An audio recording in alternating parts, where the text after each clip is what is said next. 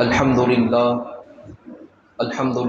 وکفى والصلاة والسلام علی محمد المصطفى اما بعد فاعوذ باللہ من الشیطان الرجیم بسم اللہ الرحمن الرحیم یا ایہا النبی انا ارسلناک شاہدا ومبشرا ونذیرا وداعیا الی اللہ بإذنہ وسراجا منیرا آمنت باللہ صدق اللہ العظیم وبلغنا رسولہ النبی الامین الکریم۔ محبت کے ساتھ حضور اقدس صلی اللہ علیہ وسلم کی بارگاہ میں درود پاک کا نذرانہ پیش کریں۔ اللہم صل علی سیدنا و مولانا محمد معدن الجود والکرم وعلی آلہ وصحبہ وبارک وسلم۔ ادارے محترم، آج رب العالمین کی فضل و توفیق سے ہمارا 11واں درس ہے، کل انشاءاللہ آخری درس ہوگا۔ رب العالمین سے دعا کرتے ہیں کہ اس طرح اس سال ہمارا پروگرام چلا اور پچھلے سال چلا تھا، رب العالمین اس کو قیامت جاری و ساری فرمائے اور اس میں ہماری بخشش کا ذریعہ بنائے۔ دوستان مکرم، اللہ رب العالمین ہم سب کا اپنی بارگاہ میں آنا قبول و منظور فرمائے۔ آج جو ہمارا موضوع ہے اسی سبق کو میں آگے چلاتے ہوئے شروع کرتا ہوں۔ آج جو ہمارا موضوع ہے وہ ہے جنگ خیبر کے بارے میں۔ جنگ خیبر کیا ہوئی تھی؟ حضور علیہ السلام نے کئی غزوات کے اندر شرکت فرمائی۔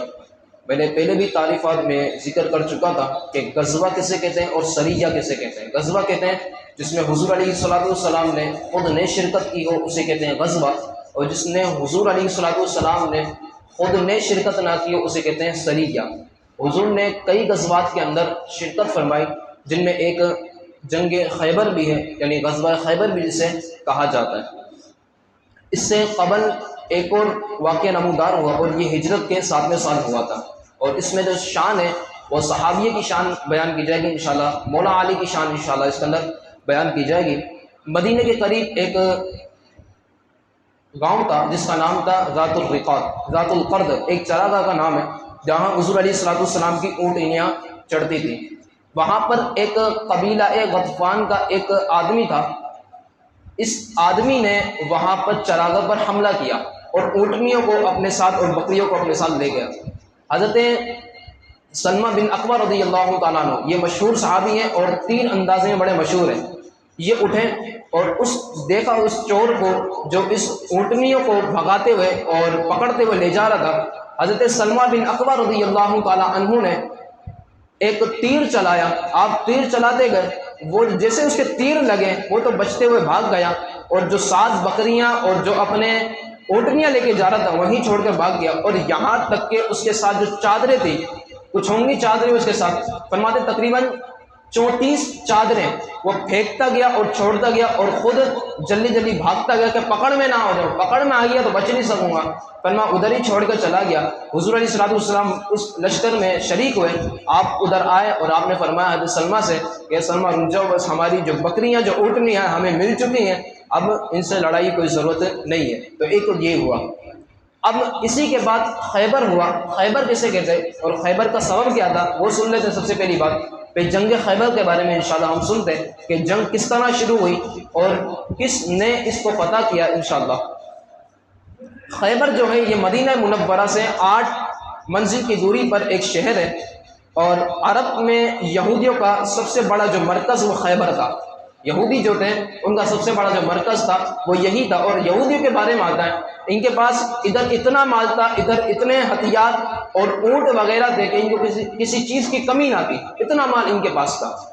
اور وہاں پر کئی قلعے تھے، سب قلعوں کو اگر ملایا جائے تو اگر سب قلعوں میں سب سے جو مضبوط جو قلعہ تھا اسے کہا جاتا ہے، ان 8 قلعوں میں جب اگر مجموعہ دیکھا جائے تو اس کو خیبر کا نام دیا جاتا ہے۔ 8 قلعوں کا جو مجموعہ نکلتا ہے اسے کہتے ہیں خیبر۔ اب اس کا سبب کیا تھا؟ جنگ خندق میں جب جنگ خندق ہوئی تو یہود ہی اس کا سبب تھے۔ کفار قریش جو حضور علیہ السلام سے آ کر لڑے تھے اور ان کو کافی مشکلات بھی آئیں، اور اس میں حضور علیہ السلام اور صحابہ کرام نے جنگ بھی فرمائی، تو جنگ خندق ہوئی۔ جنگ خندق میں بھی جو سبب بنے تھے وہ یہودی بنے تھے۔ اب ان کے 2 شخص تھے کہ جو چاہتے تھے مدینہ منورہ پر حملہ کیا جائے۔ مختصر کر کے میں آپ کو بتا رہا ہوں کہ ان کے 2 شخص تھے جو چاہتے تھے کہ مدینہ منورہ پر حملہ کیا جائے، لیکن یہ دو جو شخص جنہوں نے تیار کیا ہوا تھا سب کو، یہودیوں کو، ان دونوں شخص کو قتل کر دیا گیا۔ جب ان کے جو رہنما سپہ سالار کو جب مار دیا گیا تو اس صورت میں، جب ان کے سپہ سالار کو مار دیا گیا تو اس صورت میں وہ جو یہودی تھے اور ان کا انتقام بڑھا، انتقام بڑھنے کی صورت میں وہ یہودی آگے بڑھے اور انتقام کا جوش آگے بڑھنے لگا۔ اس صورت میں مسئلہ یہ ہو گیا ان لوگوں کے ساتھ کہ مدینہ منورہ پر اب سارے آگے کہ ان کے اوپر حملہ کر دیا جائے، معاذ اللہ، حضور کو اور حضور کے اصحاب کو معاذ اللہ قتل کر دیا جائے، اتنی بات یہ آگے بڑھی۔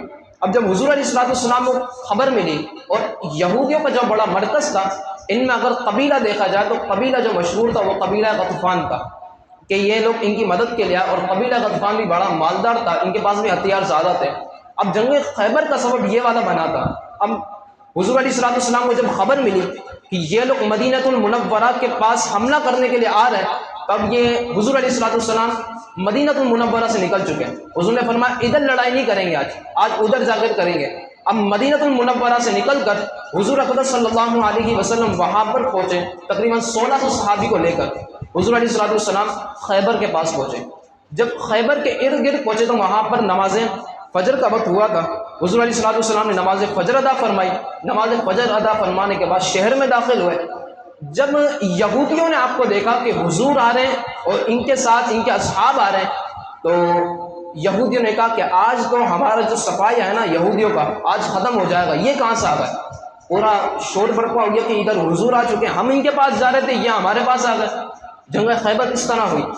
اب یہودیوں نے اپنی عورتوں اور بچوں کو تو ایک قلعہ محفوظ کر دیا، ان کو پتا ہے کہ اب جنگ ہونے والی ہے، کیونکہ حضور یہاں پر اور حضور کے اصحاب یہاں پر آ چکے ہیں۔ اچھا یاد رکھیے گا وہی پرانی والی بات اور عشق والی بات یہ سن لیجیے یہاں پر کہ حضور علیہ السلام کے ساتھ جو تعداد تھی وہ 1600 کی تھی، لیکن جو یہودیوں کے ساتھ تعداد تھی وہ 20,000 کی تھی۔ لیکن وہ 20,000 بھی یہ جانتے تھے کہ سمندر کی جو موجیں ہیں ان سے لڑنا تو آسان ہے، لیکن حضور کے اصحاب سے لڑنا کوئی آسان کام نہیں ہے۔ حضور کے اصحاب سے لڑنا کوئی آسان کام نہیں ہے، کیونکہ ان کی رگوں میں جو بھرا ہوا ہے عشق رسول بھرا ہوا ہے۔ بولیے سبحان اللہ۔ تو اپنی زبانوں کو سبحان اللہ سے بھی تر رکھیں تو انشاءاللہ ہمارا حوصلہ بلند ہوتا رہے گا اور سبق سننے میں مزہ بھی آئے گا اور مجھے سنانے میں مزہ آئے گا۔ تو معاملہ یہاں تک پہنچا کہ جب انہوں نے اپنی بچوں اور عورتوں کو قلعہ کے اندر محفوظ کر دیا۔ اچھا یاد رکھیے گا سب قلعوں میں ایک قلعہ تھا جس کا نام تھا قموس، یہ قبیلہ قلعہ قموس کے نام سے تھا، اور ان سب میں زیادہ جو تھا وہ محفوظ قلعہ وہ قموس کا تھا۔ اور یہ کس کا تھا؟ وہاں پر ایک یہودی تھا جو 1000 لشکر بھی اگر آ جائے تو اس کے سامنے ٹک نہیں سکتا تھا، اس کا نام تھا مرحب یہودی، اس کا نام تھا مرحب یہودی، یہ اس کے اندر تھا۔ تو حضور علیہ السلام کے پاس جب سب سے پہلے جو قلعہ ہوا وہ نعم معرکہ ہوا، اس کے اندر ایک صحابی ہے حضرت محمود بن مسلمہ رضی اللہ تعالیٰ عنہ، یہ سب سے پہلے وہاں پر گئے، یعنی ادھر کافی قلعے تھے کہ ان تمام قلعوں کو فتح کرنا ہے۔ سب سے محفوظ قلعہ کون سا تھا؟ قلعہ قموس، جس میں مرحب یہودی تھا۔ تو سب سے پہلے قلعہ تھا جس کا نام تھا نعم، یہ ادھر جنگ ہوئی۔ حضرت محمود بن مسلمہ نے اپنی بہادری و جانثاری کے یہاں پر جنگ کی۔ آپ نے جیسے ہی جنگ کی آپ زمین پر آ کر تشریف فرما اور لیٹ گئے۔ وہاں پر ایک یہودی تھا بدبخت، اس نے جب آپ کو لیٹتے ہوئے دیکھا تو اوپر چھت سے ایک پتھر پھینکا، معاذ اللہ آپ کے سر پر لگا، آپ ادھر ہی معاذ اللہ شہید ہو گئے۔ اللہ اکبر۔ اس طرح صحابیوں کے ساتھ کیا گیا۔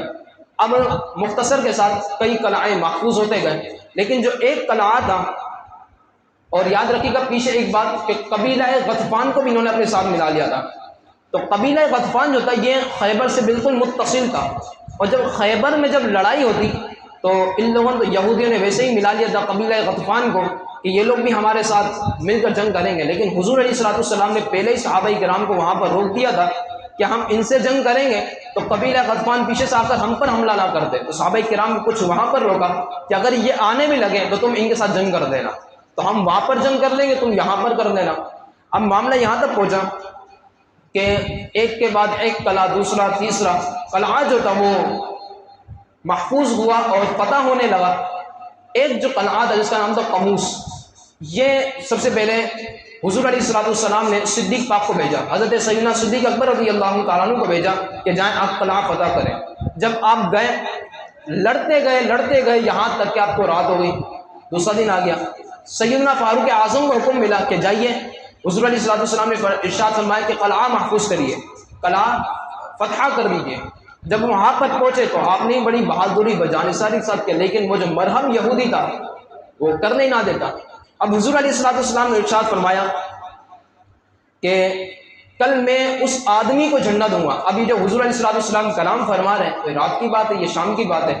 جب حضور علیہ السلام نے صحابہ کرام کو بلوایا اور آپ نے ادھر اعلان کیا، وہ اعلان کیا کرتے ہیں۔ اب یہاں سے جو مین باتیں اور عشق والی باتیں جو ہوں گی وہ یہاں سے شروع ہوں گی۔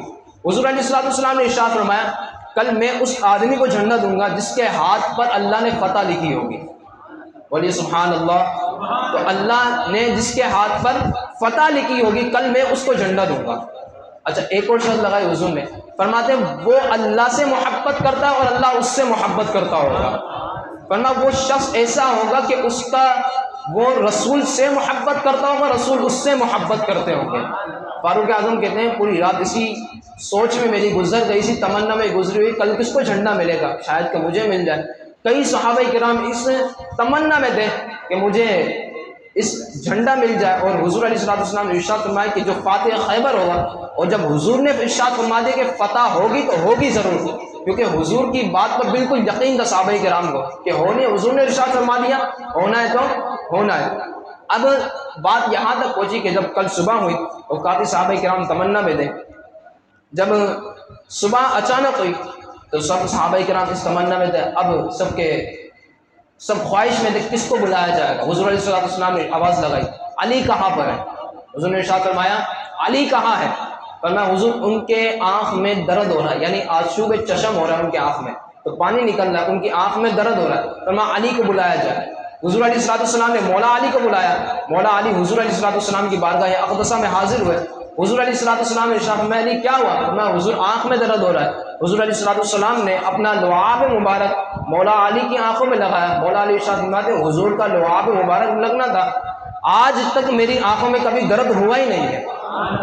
یہ حضور کا معجزہ تھا۔ فرماتے وہ لعاب مبارک آج ڈاکٹروں کے پاس ہے وہ دوائیں لگاتے ہیں اس سے بھی ٹھیک نہیں ہوتا، یہ حضور کا لعاب مبارک ہے، یہ حضور کا لعاب مبارک ہے کہ حضور علیہ السلام آنکھوں میں لگاتے تو اللہ رب العالمین اس میں بھی شفا عطا فرما دیتا ہے۔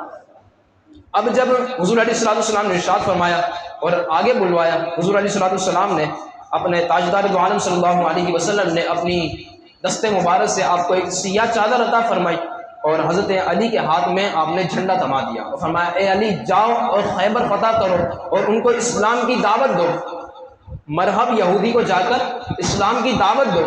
جب حضور علیہ السلام نے مولا علی سے یہ فرمایا تو مولا علی گئے اور وہاں پر قلعہ کے پاس پہنچے۔ اب ادھر ایک بات سننی تھی، وہ یہ کیا، مولا علی کے پاس جب آپ گئے وہاں پر تو مولا علی میں سے بھی تھی، تو جیسے ہی وہاں پر پہنچے تو ادھر عشق والی بات یہ ہے کہ مولا علی کے ہاتھ میں تلوار بھی ہے، مولا علی کے ہاتھ میں جھنڈا بھی ہے، مولا علی کے ہاتھ میں گھوڑے کی لگام بھی ہے۔ میں نے کہا ہاتھ تو دو ہیں لیکن تین چیزیں یہاں پر، چیزیں جو ہیں وہ تین ہیں، بندے کا ہاتھ ہوتے ہیں دو، مولا علی نے کیسے سنبھال لیا؟ اور میں پتا نہیں، میں نے یہی تو اسی کو تو کرامت کہتے ہیں مولا علی کی، یہ مولا علی ہے کہ جو ہاتھ میں ہے تین چیزیں، ہاتھ میں تین چیزیں، لیکن اللہ نے ہر انسان کو دو ہاتھ عطا فرمائے، یہ کیسے ہو سکتا ہے؟ میں اسی کو تو کرامت کہا جاتا ہے۔ اب مولا علی آگے بڑھے اور اس قلعے کے اندر آپ پہنچ گئے، یہودیوں کو اسلام کی دعوت دی، لیکن جب مولا علی نے اسلام کی دعوت دی تو وہ جو مرہم یہودی تھا اس نے اسلام کی دعوت کا جواب اپنی زبان سے دینا نہ سمجھا، کیونکہ بدبخت آدمی تھا، اس نے پتھر اور اینٹ کے ذریعے جواب دیا۔ اللہ اکبر۔ تو جب قلعے کا جو رئیس تھا، رئیس عالم جسے مرحوم کہا جاتا ہے، یہ خوب تانے دینے لگا اور اس نے اپنے سر پر یمنی چادر باندھی ہوئی تھی، اس نے ایک شعر پڑھا، شعر کے اندر کیا کہتا ہے؟ فرماتے خیبر والے خوب جانتے ہیں کہ میں مرحب ہوں۔ کیا کہا؟ کہ خیبر والے خوب جانتے ہیں کہ میں مرحب ہوں اور میں بہت ہی بہادر ہوں۔ اب مولا علی نے بھی اسی شعر کا جواب دیتے ہوئے ارشاد فرماتے ہیں آپ نے بھی ایک شعر پڑھا۔ کیا شعر پڑھا؟ فرماتے مولا علی نے ایک شعر پڑھا اسی میں کہ میں وہ ہوں کہ میری ماں نے میرا نام حیدر رکھا ہے، میری ماں نے میرا نام حیدر رکھا ہے۔ اچھا ادھر وجہ ایک علماء کرام نے بیان فرمائی ہے، فرمایا مولا علی نے اپنا نام علی کیوں نہ بتایا، حیدر کیوں بتایا؟ فرمایا حیدر اسے کہا جاتا ہے کہ جو سب سے پہلے اپنے شکار کو موقع دیتا ہے، موقع دینے کے بعد سب سے پہلے اپنے شکار کو جگاتا ہے، جگانے کے بعد پھر وہ حیدر جو ہوتا ہے وہ حیدر موقع دیتا ہے اپنے اسی بندے کو، اسی شکار کو، جہاں بھاگ سکتا ہے تو بھاگ لے، اسے کہتے ہیں حیدر، اسے کہتے ہیں حیدر، تو یہ حیدر کہا جاتا ہے۔ اچھا اسی کے اندر ایک روایت بھی یہ ملتی ہے کہ وہ جو مرحب تھا اس کو بچپن میں یا رات میں، اس کو بچپن میں یا اس سے پچھلے والی رات میں ایک خواب آیا، وہ خواب یہ آیا کہ میں دیکھ رہا ہوں کہ مرحب خود کہتا ہے، مرحب کو ایک خواب آیا، وہ خواب یہ آیا کہ رات کو میں سو رہا ہوں اور خواب دیکھتا ہوں کہ ایک شیر آیا جو مجھے چیڑ پھاڑ رہا ہے، جو مجھے چیڑ پھاڑ رہا ہے۔ مولا علی جب وہاں پر پہنچے نا تو مولا علی نے اپنا نام حیدر بتایا، یعنی چیر پار کرنے والا۔ جب مولا علی نے اپنا یہ بات بتائی نا تو مولا علی نے ارشاد فرمایا کہ رات والا خواب تجھے یاد نہیں ہے؟ کیا ارشاد فرمایا کہ رات والا تجھے خواب یاد نہیں ہے؟ جو شیر تجھے پھاڑا تھا نا، میں وہی حیدر ہوں، میں وہی حیدر ہوں۔ فرماتے ہیں مولا علی اندر گئے اور فرمایا کہ اس کو پر ایسا تیز وار کیا، سب سے پہلے اس نے وار کیا، آپ نے اس وار کو روکا کیونکہ حضور نے ارشاد فرمایا تھا، حضور کا کرم تھا، آپ نے اس وار کو روکا، لیکن مولا علی جب اپنی تلوار اٹھائی، ذوالفقار والی تلوار، ایسی ضرب اس کے اوپر ماری۔ فرماتے ہیں ایک روایت میں تو یہ آتا ہے کہ اس کی ضرب سر پہ ماری، اس سینے تک پہنچی، اور ایک میں کتاب میں تو نہیں پڑھا لیکن علماء کرام سے سنا ہے اور بہت پسند ہے، وہ یہ کہ علماء کرام نے ارشاد فرمایا کہ مولا علی جس طرح اپنی تیز وار سے اپنی تلوار ماری تھی، فرمایا اگر وہ زمین کو لگ جاتی نا زمین کا نقشہ ہی بدل جاتا، اتنی تیز اپنا بھرپور وار کیا تھا۔ تو مولا علی نے اس پر وار کیا، مطلب اس کے سر پر ماری، سینے تک آ پہنچی، جہنم اس کو واصل کر دیا۔ ایک وہ شخص تھا کہ جس کا ایک ہزار کا لشکر کے سامنے وہ ٹک نہیں سکتا تھا، یعنی 1000 کے لشکر پر وہ بھاری ہوتا تھا مرحب، تو 1000 کے لشکر والے جو مرحب تھا اس کو مولا علی نے قتل کر دیا، تو مولا علی کی شان کیا ہوگی پھر؟ یہ مولا علی تھے، حضور کے داماد تھے، حیدر کرار تھے، تو ہم جبھی تو نعرہ لگاتے ہیں نعرہ حیدری۔ تو یہ مولا علی کو اللہ رب العالمین نے یہ شان عطا فرمائی تھی اور حضور نے شرطیں لگائی تھی۔ نمبر 1 کہ اللہ اس سے فتح دے گا، میں اس کو کل جنت دوں گا کہ جس کو اللہ رب العالمین، جس کے ہاتھ پر اللہ نے فتح رکھی ہوگی۔ ایک تو مولا علی کے ہاتھ پر فتح رکھی۔ نمبر 2 فرماتے وہ اللہ سے محبت کرتا ہوگا اور اللہ اس سے محبت کرتا ہوگا، ادھر مولا علی کی شان واضح ہو جاتی۔ تیسری چیز فرمایا اللہ کے رسول اس سے محبت کرتے ہوں گے، وہ اللہ کے رسول سے محبت کرتا ہوگا۔ تو یہ مولا علی کی شان اقدس ہے۔ اب فتح کے بعد خیبر کی زمین پر مسلمانوں کا قبضہ ہو گیا۔ حضور علیہ السلام نے ارشاد فرمایا کہ یہ جو جتنے بھی قبیلے والے ہیں ان کو یہاں سے جلا وطن کر دیا جائے۔ انہوں نے کہا ہمیں جلا وطن نہ کیا جائے، یہودیوں نے کہا، فرمایا آدھی زمین آپ اپنے قبضے میں رکھ لیجئے، آدھی ہم رکھ لیتے ہیں۔ حضور نے ارشاد فرمایا ٹھیک ہے، آدھی تم رکھو آدھی ہم رکھتے ہیں۔ فرمایا کئی سالوں تک وہ کھجور پکتی گئی اور اس کا غلہ ہوتا گیا، یعنی غلہ جمع ہو گیا اس کا بہت سارا۔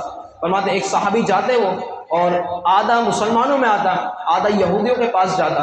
اچھا اتنی مسلمان عادل تھے، انصاف کرنے والے تھے، عدل والے تھے، اس طرح فرمایا وہ کھجوروں کو 2 حصوں میں تقسیم کر دیتے اور یہودیوں کو بلاتے، فرمایا جو پسند آتا ہے لے لو اس کے اندر سے، ورنہ ہم میں سے کیا ہے کہ حصے کر دیے جائیں تو ہم کہیں گے بھائی یہ والا تو لے یہ والا میں لوں گا، اگرچہ دونوں حصے برابر ہیں لیکن ہم کیا کہیں گے نہیں یار تم یہ والا حصہ لو میں یہ والا حصہ لوں گا۔ لیکن حضور کے اصحاب، کیونکہ حضور کا پیش چلتا ہوا آ رہا تھا، تو حضور کے اصحاب ایسے تھے کہ بالکل حضور کی طرح، یعنی کہ عدل انصاف فرمانے والے، حضور کے فیض یافتہ تھے، تو یہودیوں سے فرماتے ہیں کہ جو تم میں پسند آ رہا وہ لے لو۔ مولا علی کی شان یہاں پر اور سنتے ہیں۔ مولا علی کے بارے میں آتا ہے قرآن سے اتنی محبت فرماتے تھے، آج جو مولا علی کو مانتے ہیں ہم تو الحمدللہ ویسے ہی مانتے ہیں، اور جو مولا علی کو مانتے ہیں وہ بھی سنیں اس بات کو کہ مولا علی کو قرآن پاک سے کس طرح محبت تھی۔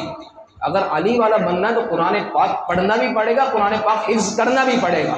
وہ اس طرح کہ مولا علی کے بارے میں آتا ہے کہ جب آپ اپنی سواری پر سوار ہوتے اور جب آپ اپنا پہلا پاؤں گھوڑے کے رکاب پر رکھتے، رکاب کے لیے اس کے اوپر چڑھا جاتا ہے رکھ کر، فرماتے اس رکاب پر شروع کرتے سورۃ الفاتحہ سے قرآن پاک کی ابتدا فرماتے الحمدللہ رب العالمین، فرماتے ہیں اپنا پاؤں دوسرے رکاب پر پہنچاتے ہیں اللہ رب العالمین فرماتے ہیں کہ آپ کا قرآن پاک پڑھنا، وہ جو سورۃ الفاتحہ سے ابتدا کیا تھا فرماتے دوسرا پاؤں ابھی تک پہنچنا نہیں تھا، آپ کا مکمل قرآن پاک ختم ہو جایا کرتا تھا۔